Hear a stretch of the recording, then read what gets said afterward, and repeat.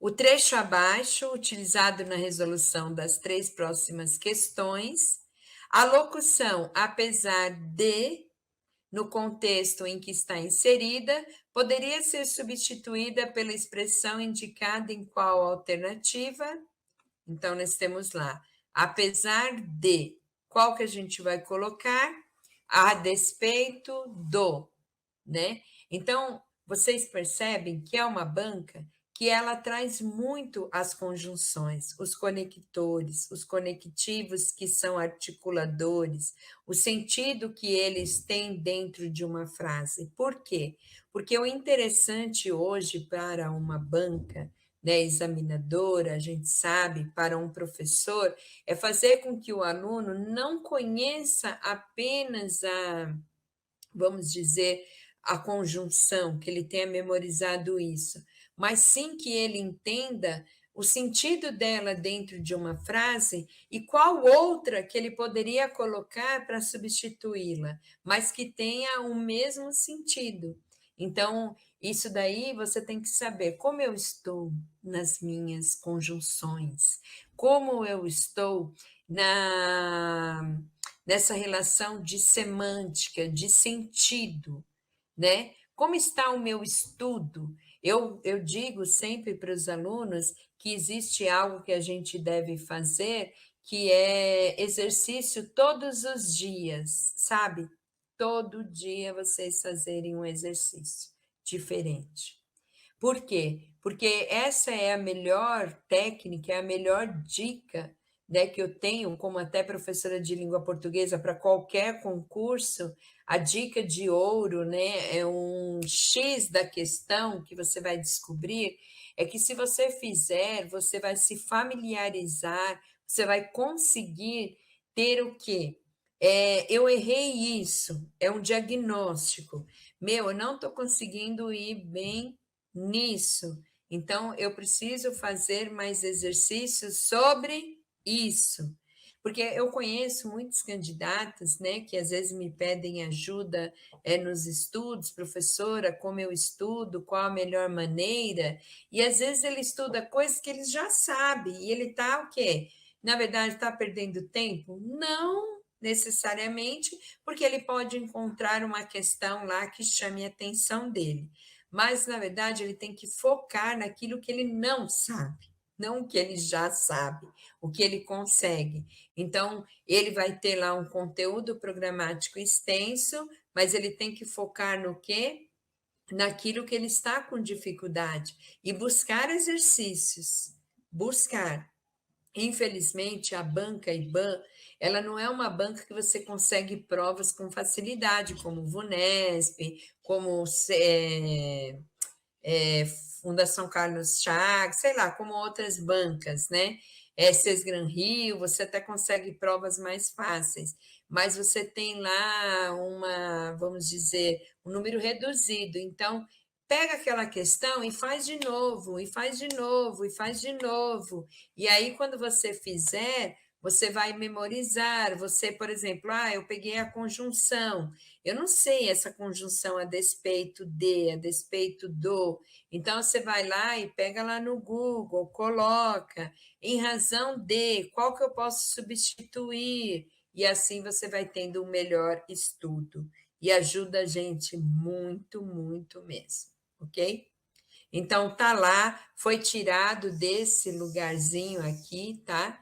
Essa era o texto, então essa é a parte que tinha a questão, e aí ele coloca, sobre o pronome possessivo,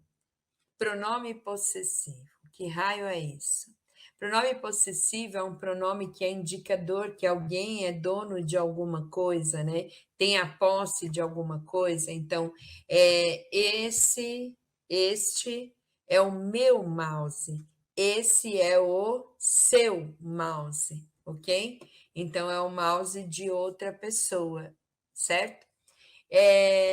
Sobre o pronome possessivo presente no excerto, é válido asseverar, ou seja, afirmar, né, confirmar, que faz referência ao quê? Bom, aqui está lá, apesar de seu, esse daqui, ó, Deixa eu pegar meu lápis. Não. Aqui é texto. Aqui. Apesar de seu ceticismo, esse é o pronome possessivo, a quem ele se refere? Bom, eu tenho que entender, dentro do que foi dito anteriormente, a quem ele está se referindo. Então, conversei certa vez com a mãe. Ok? A mãe de um rapaz desconfiada de que o filho estava fumando. Ela quem? A mãe. Achava que não. E orgulhosa dizia ser ele quem? O filho. Aqui está se referindo ao filho. Único, não fumante em uma turma de 10 amigos. Todos quem? Todos, né? Que está se referindo aqui, os outros fumavam. Delicadamente, eu disse que ele também fumava, só não tinha confessado ainda.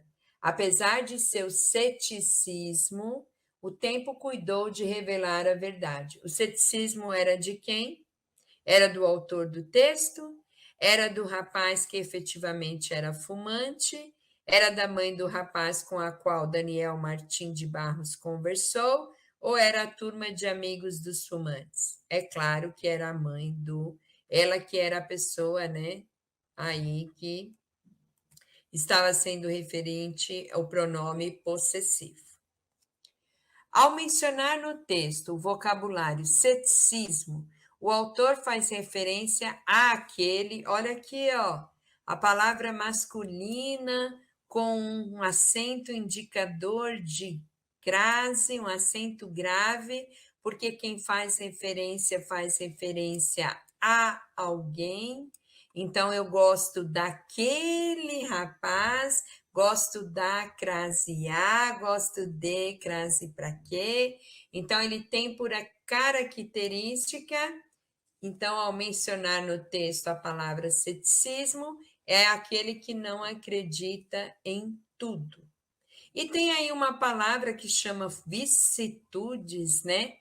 Que é bom sempre a gente, quando encontra uma palavra assim, que não é do vocabulário da gente, a gente não está muito familiarizado, não costuma falar, não ouviu. Quando eu faço uma prova, eu sempre procuro, encontrei uma palavra, vicissitude, eu lá lembro o que é vicissitude, nem uso isso no meu dia a dia, então eu vou lá, eu procuro o que é, coloco e escrevo para eu poder ampliar o meu vocabulário, certo? Então, essa é uma outra dica que a professora dá. Ao fazer provas, você vai encontrar algumas palavras que não são do seu dia a dia, né? Muitas vezes, ou até são. Se forem, que bom. Você tem um conhecimento ampliado, tem um vocabulário, vamos dizer, rico em palavras, mas se você não tiver, que às vezes a gente está no nosso dia a dia, né? Os nossos pacientes são pacientes que falam mais na informalidade, os nossos amigos, quando a gente sai, a gente não busca essas palavras difíceis, a gente escuta mais quando a gente faz um curso, quando está com pessoas mais, vamos dizer, intelectuais, né? Então, aí depende muito disso. Ninguém sabe todos o significado das palavras.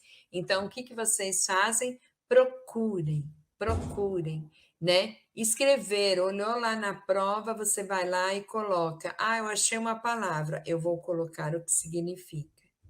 Ok? Então, vicissitudes é uma sequência de coisas que se sucedem. Aí você foi lá, viu a palavra e colocou. Ok? De acordo com o Jundiaí 2015, olha lá, da IBAN, baseado no Código de Ética Odontológico, aprovado pela Resolução 118/2012. Aqui, pessoal, uma adendo interessante. Resolução 118/2012, Código de Ética 2013, o mesmo documento, então é a mesma norma. Não se assustem com isso, tá bom? Assinale a alternativa correta. E aqui uma coisa que a gente percebeu muito na questão do IBAN, e muitas outras bancas também fazem isso. Eles colocam assim, pessoal: assinale a alternativa correta. Aí depois no outro, eles só mudam as questões e colocam assinale a incorreta. Então, cuidado com isso, ó. Aqui ele está pedindo o que está certo de acordo com o Código de Ética. E vejam, ó, ele está falando de deveres e direitos, tá bom? Então, vamos ver o que está correto aqui. A. É dever fundamental atender todo e qualquer paciente, mesmo que da constatação de fatos que prejudiquem o bom relacionamento com o paciente? Primeiro, pessoal, a questão do atendimento não é dever, é um direito. Já começamos por aí. Eu tenho direito de escolher quem eu quero ou não atender, certo? Desde que eu tenha alguma justificativa. Agora, se foi constatado algum fato que prejudique o bom relacionamento, eu tenho que atender ou eu posso me negar a atender? Eu posso me negar a atender. Então, inicialmente, parece que a A está incorreta. Vamos ver as outras? Não é direito fundamental contratar serviço de outro profissional da odontologia, mesmo que por escrito. Gente, é um direito sim. Nós não acabamos de falar disso, do protético. É um direito que eu faça a contratação por escrito, tá bom? Então, eu tenho que contratar os outros profissionais, ou melhor, não é direito fundamental contratar serviço de profissionais da odontologia, mas por escrito. Não, é um direito a contratar por escrito. Não é direito fundamental guardar sigilo a respeito das informações adquiridas no desempenho de suas funções? É um direito e é um dever. Eu não posso tirar as informações que eu peguei ali no consultório e passar para todo mundo, tá bom? É direito fundamental recusar e exercer a profissão em âmbito público ou privado, onde as condições de trabalho não sejam, olha lá o mantra, dignas, seguras e salubres. É um direito meu me negar a atender no local que eu não tenha condições dignas, seguras e salubres? Qual que é a alternativa correta aqui, pessoal? A B, a C ou a D? O que vocês acham? A de Amora, a B de Bosque, a C de Cemento ou a D de Dentina? Respondam, respondam. Presta sempre atenção, hein, pessoal? Direito, eu posso escolher fazer ou não. Dever, eu tenho que fazer. Então, o PS Praga diz que é a D, que é um direito fundamental, eu me recusar a exercer a profissão em âmbito público ou privado, onde as condições de trabalho não sejam dignas, seguras e salubres. Exatamente. Ó, eu posso escolher se eu quero ou não atender num local que não me dá condições mínimas de trabalho. Todo o resto, pessoal, está errado. É um dever eu atender o paciente que está me assediando? Não. Eu posso me negar, eu constatei um fato ali, ó. Então eu posso me negar, então não é um dever. É um direito eu contratar serviço de profissional de odontologia, mesmo que por escrito? Não, é um direito eu fazer essa contratação por escrito. Não é direito guardar sigilo a respeito das informações adquiridas no desempenho de função? Não, pessoal, é um direito. Tá? Eu tenho que guardar e eu tenho que fazer por escrito. Tudo bem? Conseguiram entender essa situação? Alguém tem alguma dúvida nessa questão, pessoal? Essa foi fácil, hein? Ó, mole pro gato, né? Mamãozinho com açúcar. Caiu essa daí, ponto para nós. Team aprovados, hein? Hashtag aprovados. Vamos para a próxima, então? Jundiaí 2015, mesma banca da IBANSP. Ainda baseando-se no Código de Ética Odontológica, assinale a alternativa. Ó, agora atenção. É a incorreta. É incorreta. Zelar pela saúde e pela dignidade do paciente é um dever fundamental? Sim. Eu tenho que zelar pela saúde e dignidade do meu paciente. Resguardar a privacidade do paciente não é um dever fundamental? Gente, a privacidade é um direito e um dever, hein? Presta atenção. Então, eu tenho que resguardar. E aí, atenção nisso, ó. Resguardar sempre a privacidade do paciente não é um dever? Não, é um dever sim. Então, parece que a B está incorreta. Vamos ver a C e a D? É dever fundamental manter os seus dados cadastrais atualizados junto ao Conselho Regional? É o seu primeiro dever. Ou melhor, é o seu segundo dever. O primeiro é manter kit as suas mensalidades ou anuidades. O segundo é justamente manter os seus dados atualizados. É um dever fundamental propugnar pela harmonia na classe? Sim, pessoal. Eu não posso criticar o colega. Todo mundo está lá. Todo mundo feliz, contente, sorridente, não regueira. Então, qual que é a questão aqui, pessoal? A alternativa que está incorreta? A, a B, a C ou a D? Tchan, tchan, tchan, tchan. A alternativa incorreta é a alternativa B de Bosque. Resguardar sempre a privacidade do paciente não é um dever fundamental. Sim, é um dever. Eu tenho que manter a privacidade do meu paciente. Tudo bem? Então, vamos lá. Praia Grande 2017. Baseando-se nas Godivas, assinale a alternativa correta.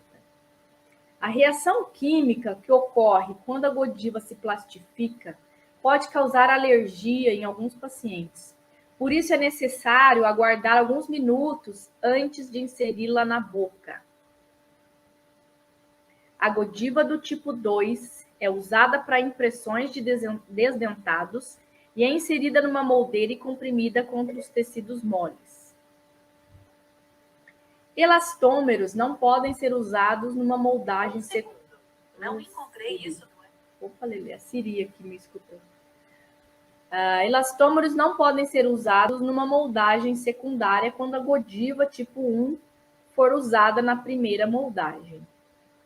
O modelo ou troquel deve ser construído assim que for concluída a moldagem com Godiva, mais precisamente dentro da primeira hora. E aí, gente? Baseado na informação que eu dei, o que vocês acham que é a resposta correta? Alternativa A, B, C ou D?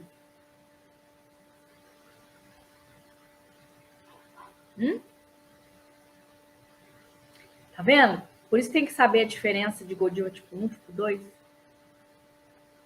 E qual é a resposta correta? B. Professor, eu achava que era a resposta B. Também tá certo. Tá? Vocês vão ver que ela faz muita confusão aqui, tá? Então, essa questão... Professora, o item B tá certo? Tá, porque Godiva tipo 2, que é a plaquinha, ela é usada em impressão de desdentado e inserida numa moldeira, aquela moldeira metálica e comprimida com tecido mole. Perfeito, cabe recurso aqui. Tá bom? Então, quem respondeu o item B e quem respondeu o item D também tá certo.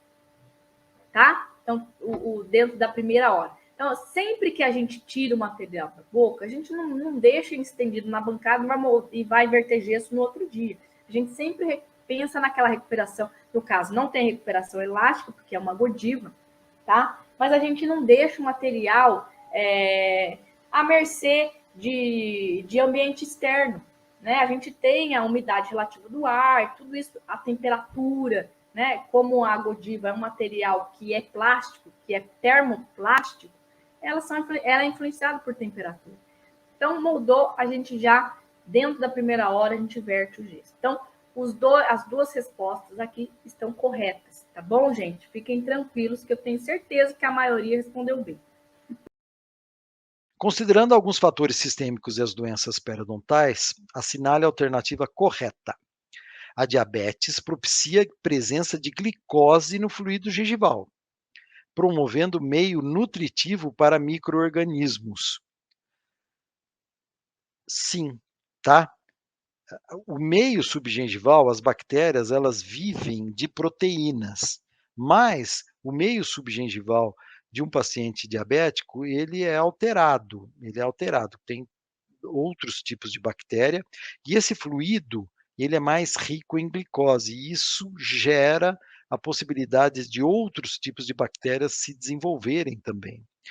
Discrasias sanguíneas, né, como leucemia, não podem agravar uma doença periodontal pré-existente. Lógico que podem, sim.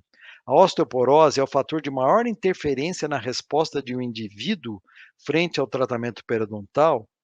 Não. O maior fator é justamente a diabetes. A osteoporose, eu posso chamá-la de um indicador de risco.